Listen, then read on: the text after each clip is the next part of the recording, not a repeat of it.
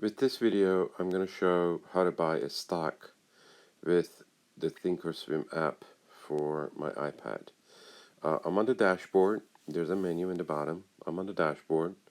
On the right hand side, there's a watch list, and I'm going to choose Apple for no particular reason. It's just the stock. On the menu right about, you actually see chart, news, options, portfolio, and profile. And then right next to the price, there's a buy price and a sell price.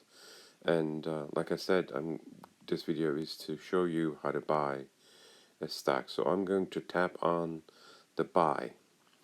Now this is the order editor.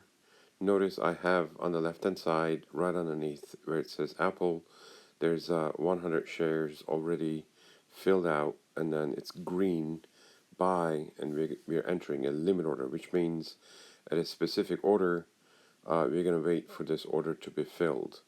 So now the price is changing really fast. I don't want to buy at a absurd price, so I'm not going to enter a market order.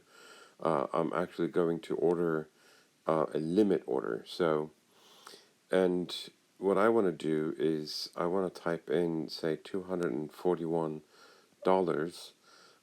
just to make sure that it actually goes through. And I don't want to buy 100 shares. I want to buy just 10 shares. So let's go ahead and tap on paper trade, and then just confirm that we're buying 10 shares of Apple at $241 limit, and this is a stock. So paper trade, and then order was sent, and we got filled. So notice we got filled at 239.04, even though we actually said that we were okay with buying up to 241.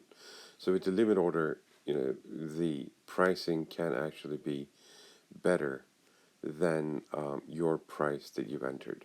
So this is how you buy a stock.